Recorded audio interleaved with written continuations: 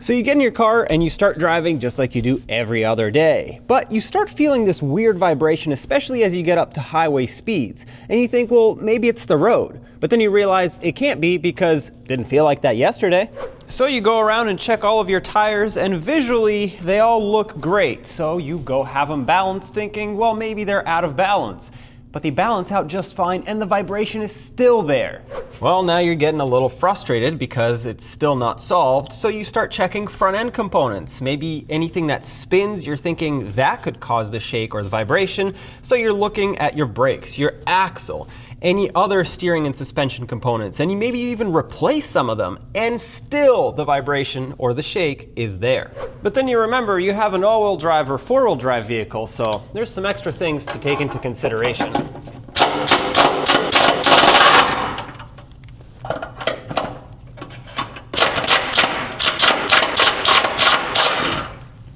It's important that the power gets transferred smoothly from the front to the rear.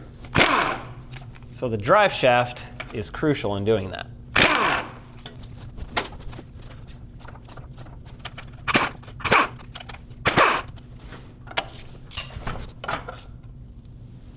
All right. And especially when you have a two-piece drive shaft, that gets even worse.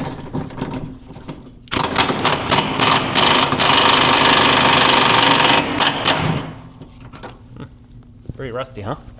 Here's a trick. If your bolt gets stuck on the socket, thread it back in and wiggle the socket.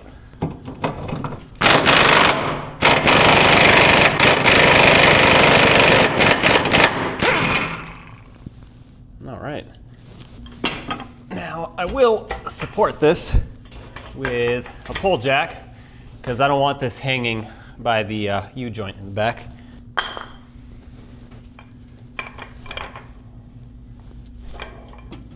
There, that's better. All right, now if you take down a drive shaft, watch out because they're gonna be heavier than you think.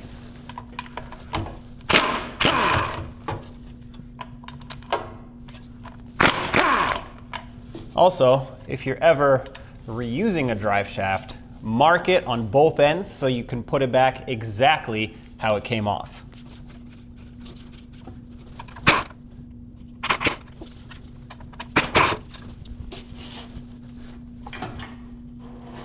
Oh, gotcha.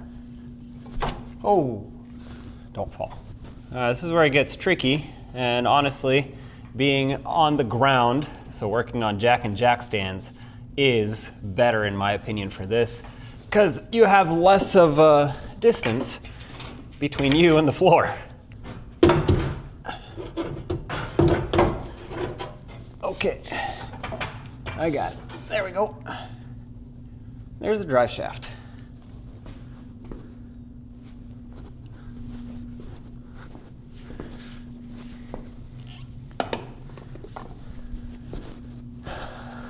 All right, let's talk about it.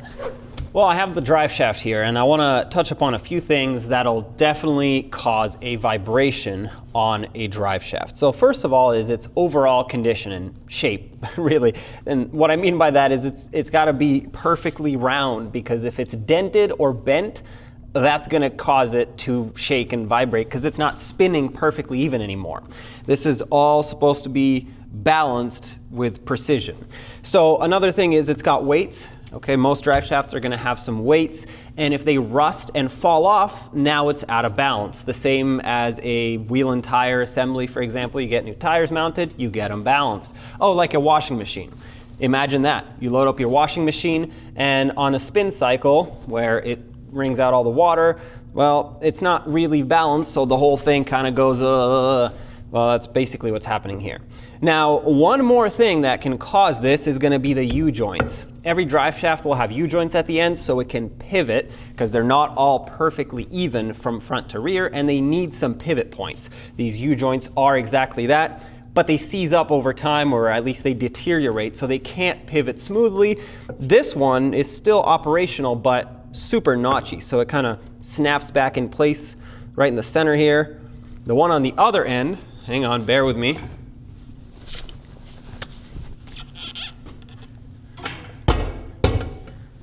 This one, yeah, that's totally seized. It is stock. So at this point, this would need 2 U-joints. And there is one more thing, and that is, on some drive shafts, the carrier bearing. It's got a rubber bushing in there. This one's totally fine. It spins freely. The bushing's not cracked, so I'm not too worried about it. But what I am worried about on this one is the U-joints, because this is definitely going to cause a serious vibration. What happens is they bind up. So as it tries to spin at an angle, it just can't twist smoothly. So it stops it and tries to move it in different directions. Obviously, like I said, that's a problem. So you want to make sure that that gets taken care of. And it's very important that where you mount the drive shaft, in this case front and rear yokes, need to be cleaned off perfectly flat. So take a file, a sanding block, a sanding disc, whatever you have, get all the rust off of there. Because if your new drive shaft, if you put a new one on, it doesn't mount flat, it's not going to help you out. It's still going to shake.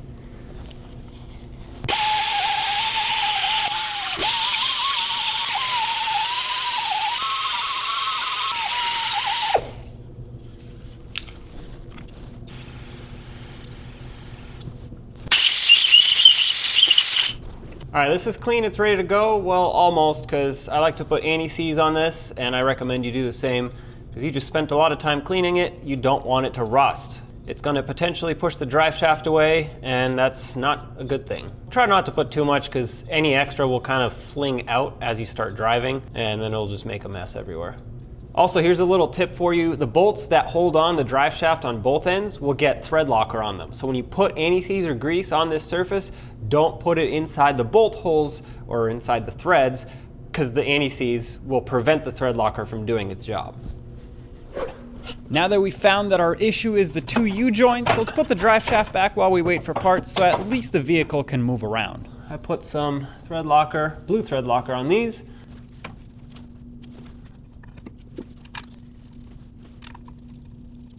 All right, tighten it up.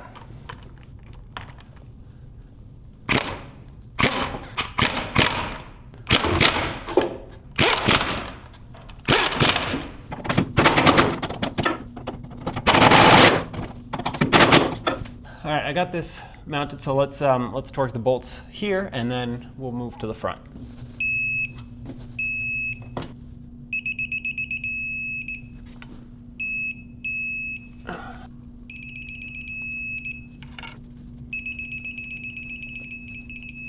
All right. Well, those are done. Let's go do the front. In the end, on most vehicles, replacing the drive shaft is really not that difficult of a job, so it is definitely worth doing if you think your vehicle is in need of a drive shaft replacement. Because living with a vibration on the drive shaft can actually damage other things too. You could have a differential failure, you could have bearing failure inside the differential, and it's just overall not good. Mounts, differential mounts, transfer case, or engine mounts even, those could fail. So it's there's a whole lot of things that can go wrong if you ignore the vibrations of the driveline.